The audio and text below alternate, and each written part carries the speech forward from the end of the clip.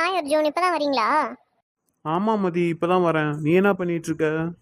நான் என்ன டார்லிங் பண்ணுவேன், எல்லாம் உங்க நினப்பு தான், வேற என்ன எனக்கு நினப்பு? மதி, இன்னைக்கு உங்ககிட்ட ஒரு முக்கியமான ஒரு விஷயம் சொல்லணும். ரொம்ப ரொம்ப முக்கியம். அதுவும் இல்லாமல் ரொம்ப நீ சந்தோஷப்படுவேன்னு வச்சுக்கோயேன் அதை சொன்னா. அப்படியா? அப்படி என்ன டார்லிங் இருக்கு முக்கியமான விஷயம்? எங்க சொல்லுங்க பார்க்கலாம்.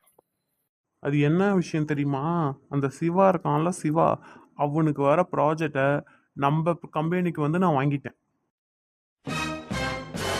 அப்படியா டார்லிங், எனக்கு ரொம்ப ரொம்ப ரொம்ப சந்தோஷம். நானே அவனை கண்காணிக்கிறதுக்கு ஒரு ஆளை வச்சிருக்கேன். என் ஆள் வந்து சொன்னான், இந்த மாதிரி அவனோட ப்ராஜெக்ட் வந்து வேற கம்பெனிக்கு போயிடுச்சு அப்படின்னு சொல்லிட்டு. ஆனா அது நீங்க தான் வாங்கியிருப்பீங்கன்னு நான் கொஞ்சம் கூட நினைக்கல. அவனுக்கெல்லாம் 2 கோடி ரூபா ப்ராஜெக்டா சொல்லு பார்க்கலாம். சி, அவன் இருக்கிற நிலைமைக்கெல்லாம் அவனுக்கு 2 கோடி. ஆமா டார்லிங், சரியா தான் பண்ணியிருக்கீங்க. அவன்லாம் ஒரு ஆளு. அவனுக்குலாம் 2 கோடி ரூபாய் என்னன்னு தெரியுமா ஃபர்ஸ்ட்? கரெக்டாக சொன்ன டார்லிங். அதுவும் நான் அவன் ஆஃபீஸ்க்கே போய் அவன் மூஞ்சி எப்படி இருக்குன்னு பார்க்க போனேன் பாரு. அங்கே தான் எனக்கு கொஞ்சம் அவன் அவமானப்படுத்திட்டான். என்ன டார்லிங் சொல்றீங்க? உங்களை அவன் அவமானப்படுத்தினானா? என்ன சொன்னா சொல்லுங்க ஃபர்ஸ்ட். அவன் என்ன சொல்கிறான்னா, அவன் தான் எனக்கு இந்த டீலை வந்து பிச்சை போட்டானான். அவன் என்னமோ பெரிய பரம்பரை பணக்காரன், கோடீஸ்வரன் மாதிரி பேசுகிறான். ஓ, அந்த பிச்சைக்காரனாயி உங்களை வந்து பிச்சைக்காரன் சொல்றானா? அவனுக்கு எவ்வளவு இருக்கும்? நான் நேர்ல போய் என்ன பண்றான்னு பாருங்க. ஹேய் மதி, நீ சும்மா இரு. நீ என்கிட்ட இருக்கிறதே அவனுக்கு பெரிய அவமானம். என்ன டார்லிங் திடீர்னு இப்படி சொல்லிட்டீங்க? நான் உங்கள்கிட்ட இருக்கிறது வந்து அவனை அவமானப்படுத்துறதுக்கு மட்டும்தான் நீங்க வந்து என்னை லவ் பண்றேன் கல்யாணம் பண்ணிக்கிறேன்னு நீங்க சொன்னீங்களா?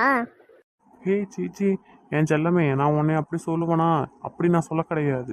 உன்னை எனக்கு எவ்வளோ பிடிக்கும் தெரியுமா? கண்டிப்பாக நான் உன்னை தான் கல்யாணம் பண்ணிக்குவேன். அவன் கிடக்குறான். ஆனால் அவனை வந்து வெறுப்பேற்றுற ஆள் யாரு? நீயும் நானும். முக்கியமாக நீ. உன்னை வந்து என் கூட இருக்கும்போது அப்போ அவனுக்கு எவ்வளோ காண்டாகும். இல்ல டார்லிங், நீங்க திடீர்னு அப்படி சொல்லவும் எனக்கு ஒரு மாதிரி ஆயிடுச்சு. அவனை சும்மா விடக்கூடாது டார்லிங், அவனை ஏதாவது பண்ணிக்கிட்டே இருக்கணும். அது எப்படி அவனை சும்மா விட முடியும்? அவனை சும்மா விட்டா அப்புறம் நமக்கு ஏது டைம் பாஸ் சொல்லு பார்க்கலாம். அவன் இதில் என்கிட்ட இன்னொன்று என்ன சொன்னானா, என்கிட்ட சவால் விட்டுருக்கான்.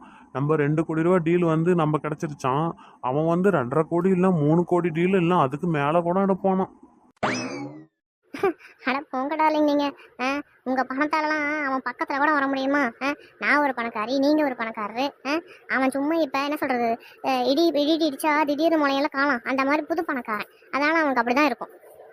கரெக்டாக சொன்ன மதி, ரொம்ப ரொம்ப கரெக்டாக சொன்னேன். அவன் கூட இருந்த ஒரு 10 மாதத்துல இவ்வளோ கரெக்டாக புரிஞ்சு வச்சிருக்க. அச்சோ டார்லிங், அதை பத்தி பேசவே பேசாதீங்க. 10 மாசமா எனக்கு அந்த 10 மாசம் வந்து அப்படியே நரக மாதிரி போணுச்சு. நரக வேதனை தான். எல்லாம் எங்க அப்பாவால தான். ஏமாத்தி என்னை அவனுக்கு கல்யாணம் பண்ணி வச்சுட்டு கல்யாணம் பண்ண 1 மாசத்துல அவர் போய் சேர்ந்துட்டாரு. நான் அவங்ககிட்ட சின்னப்பட்டு சாகணுமா சொல்லுங்க? என்னாலாம் வந்து பணக்கார லைஃப்பை விட்டுட்டு அவங்க கூட அந்த டைம்ல அந்த பிச்சைக்கார லைஃப்லாம் என்னால இருக்க முடியாது. நீ சரியாக தான் மதி சொல்லியிருக்க. இதில் என்ன இருக்குது?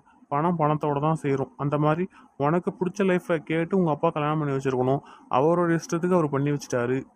அவன் அப்ப எங்க அப்பாவோட கம்பெனில வேலை செஞ்சான். அதனால வந்து அவருக்கு வந்து அவன் ரொம்ப நல்லவனா தெரிஞ்சிருக்கான். அதனால என்னை தூக்கி கொடுத்துட்டாரு. ஐயோ, என் வயித்துல ஒரு புள்ள வேற வந்துருச்சு. அதை பெத்து கெடாசிட்டு வரணும் அப்படின்னு அந்த 10 மாசமும் நான் அப்படியே நரக வேதனையில இருந்தேன். ஏ மதி, நான் உனக்கு கேட்கணும் தப்பா நினச்சிக்க மாட்டேன்.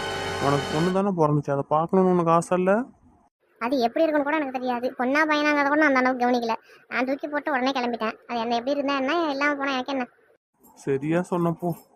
அவனை விடுங்க டார்லிங். அவனை பத்தி பேசி நம்ம மூடெல்லாம் ஃபைல் பண்ணிக்க கூடாது. நம்ம எப்ப கல்யாணம் பண்ணிக்கலாம்? நமக்குன்னு ஒரு வாரிசு பெற்றுக்கணும்ல நம்ம.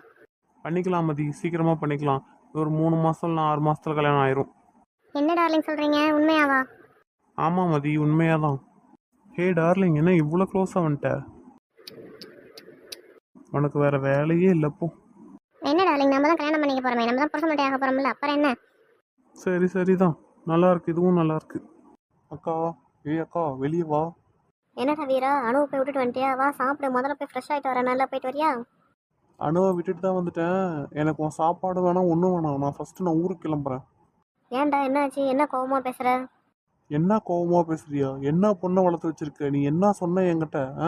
நீ இப்படி ஆசையை காட்டி இப்படி மோசம் பண்ணுவேன்னு நான் கொஞ்சம் கூட நினைக்கலக்கா. டேய், நான் என்னடா பண்ணேன்? நான் எதுவும் பண்ணிட்டே. சும்மா ஒன்றும் தெரியாத மாதிரி நடிக்காத. உன் பிள்ளைக்கு எல்லாம் சொல்லி கொடுத்து வளர்த்துலையா நீ? ஏன்டா, என்ன ஏதுன்னு சொல்லாம நீ பாட்டு கத்துனா எனக்கு என்னடா தெரியும்? ஏன்டா, அவன் என்னடா சொன்னா? அவ என்ன சொன்னாளா? அவ என்னைய அத்தை பையனா மட்டும்தான் பார்க்குறேன் அப்படிங்கிற மாதிரி சொல்கிறா.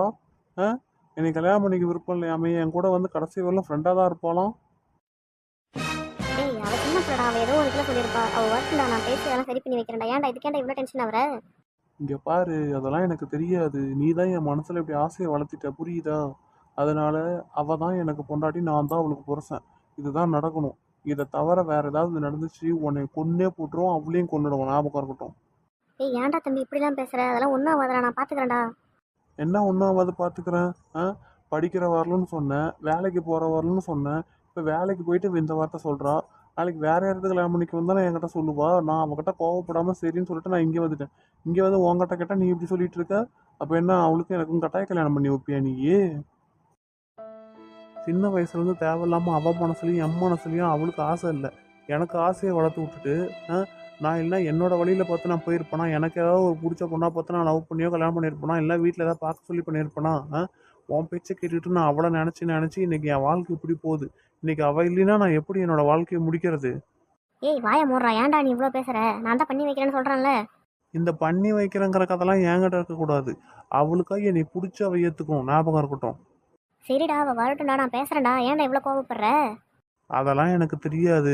அவள் வந்த உடனே நீ என்ன சொல்லுவி ஏது சொல்லுவியோ எனக்கு தெரியாது. அவள் எனக்கு பொண்டாட்டி ஆகணும், அவ்வளவுதான். இல்லைன்னா வந்து உன் கழுத்தில் உன் தலை இருக்காது. அடப்பாவி, அக்கா கிட்ட சொல்கிற வார்த்தையாடா இது? அப்போ அவள் கல்யாணம் பண்ணிக்கலாம் என்னை கொன்னுடுவியா? கண்டிப்பாக அதெல்லாம் மாற்றமே கிடையாது.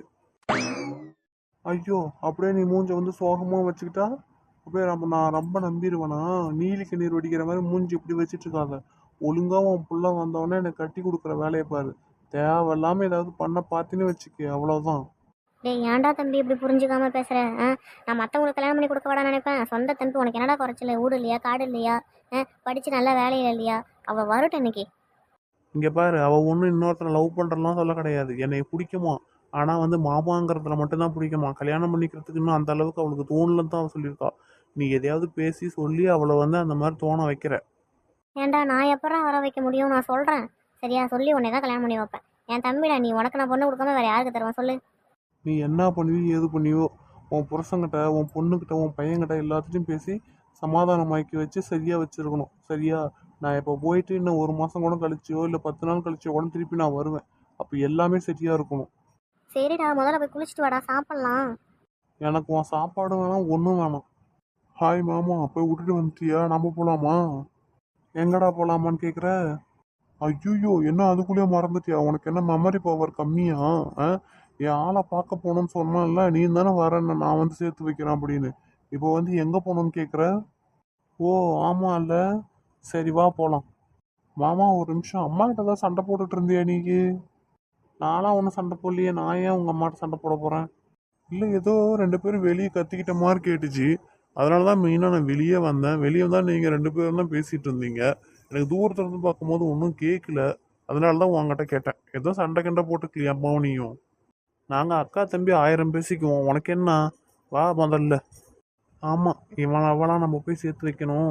நம்மளவு தான் இன்னைக்கு எரிஞ்சு தீஞ்சு போச்சு. என்ன பண்ணி தொலைவனோ தெரியல. பரவாயில்ல, மாமா இன்னைக்கு கூட வராரு. என்ன பண்ண போறாரோ தெரியல, ஒரே ஆர்வமாக இருக்கு. ஐயோ, அவ வேற வந்தா அவங்க அப்பா அம்மா கிட்ட போய் சொல்லணும்னு சொன்னாலே என்ன பண்றதுன்னு தெரியல. சரி போய் பார்ப்போம், அதான் மாமா இருக்காருல்ல. ஏய், நான் பாட்டுக்கு நடந்து போயிட்டே இருக்கேன், வராம என்னடா நின்று பகல் கனவாடா? வந்து துளடா சீக்கிரமா. இதோ வந்துட்டேன் மாமா. வரேன் வரேன், போ போ. பாவம் என் தம்பி, என்ன அவள் சொல்லி தொலைஞ்சாலும் தெரியல. இப்படி வந்து கோவப்படுறான். எப்பயுமே இந்த மாதிரி பேசவே மாட்டான். அவனே எனக்கு இப்படி பேச வச்சுட்டான். வரட்டும் அவன். நான் எத்தனை டைம் சொல்லியிருக்கேன் இந்த மாதிரி அவங்ககிட்ட பேசக்கூடாதுன்னு. இன்னைக்கு வந்து நேராகவே அவங்ககிட்ட சொல்லிட்டான். இவன் என்னன்னா இப்படி பேசுறான். டைம் வேறு 2 மாதம் 3 மாதம் தான் கொடுத்துருக்கான், இல்லை 10 நாள் 1 மாதம் கொடுத்துருக்கான். அதுக்குள்ளே எப்படி பேசி என்ன சொல்ல வைப்போன்னு தெரியலையே. அவன் என்ன பண்ணுவாளோ? அவங்க அப்பா வேற குதிப்பாரு. என்ன இன்னைக்கு அவர் ஆளவே காணும்? நேற்று நாமளும் கொஞ்சம் ஓவரா பேசிட்டோம் தான், ஆளை வேற காணும் மாட்டேக்கு. திவ்யா, நீ ஏன்டி அப்படி பேசுன? ரொம்ப தூக்கி எறிஞ்சு பேசுற மாதிரி பேசிட்ட. அப்புறம் அவரு கோவிச்சிட்டு போயிட்டாரு.